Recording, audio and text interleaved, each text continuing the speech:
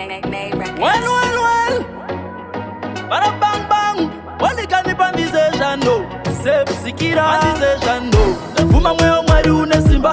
Unotungamira vanoshanda nesimba saka simba. Mira semweya yechina zviri kure zvava pedyo udza mwari vane masimba. Ariko anopedza zvese anotaura newe nyangwe urere inzwa muchinda. Vanhu ava havaudzwe zvese vanopara vasi vese vanotokutadzisa kupinda. Tenda kana waropafadzwa usazoshainira vese vanoshaya. Mweyo wako ngauzive kuti mweya waMwari unoda pane rudo runorarama.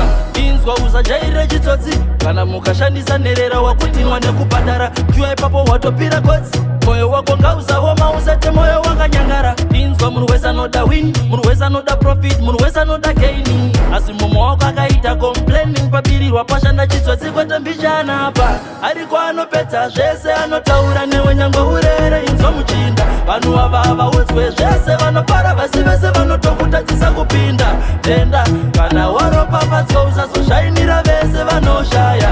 Mweyo wako ngauzive kuti mweya waMwari unoda pane rudo runorarama. Usatye kuti ndane nguva ndichishingirira, kandakiye auzive kwauchabudira. Pamwe ipapo pauchada kuzorora ndopauchapotsa vatumwa vakakumirira. Nyangwe vakati uri kutsungaira, nguva yaMwari yakakosha usapfundirira. Wina feya kwete kuhina nekubirira, Mwari anoona musafunge mwamukwidibira. Ariko anopedza zvese anotaura newe nyangwe urere inzwa muchinda. Vanhu ava havaudzwe zvese vanopara vasi vese vanotokutadzisa kupinda. Tenda kana waropafadzwa usazoshainira vese vanoshaya. Mweyo wako ngauzive kuti mweya waMwari unoda pane rudo runorarama. Inzwa usajairire chitsotsi kana mukashandisa nherera wakutinwa nekubhadhara. Jua ipapo watopira kotsi. Moyo wako ngausaoma usate moyo wakanyangara. Inzwa munhu wese anoda win, munhu wese anoda profit, munhu wese anoda gain. Asi mumwe wako akaita complaining pabirirwa pashanda chitsotsi kwete mbichana apa.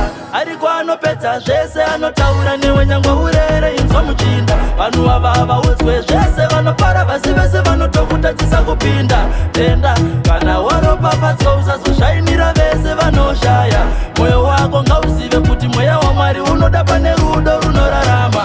Ariko anopedza zvese anotaura newe nyangwe urere inzwa muchinda. Vanhu ava havaudzwe zvese vanopara vasi vese vanotokutadzisa kupinda. Tenda kana waropafadzwa usazoshainira vese vanoshaya. Mweyo wako ngauzive kuti mweya waMwari unoda pane rudo runorarama.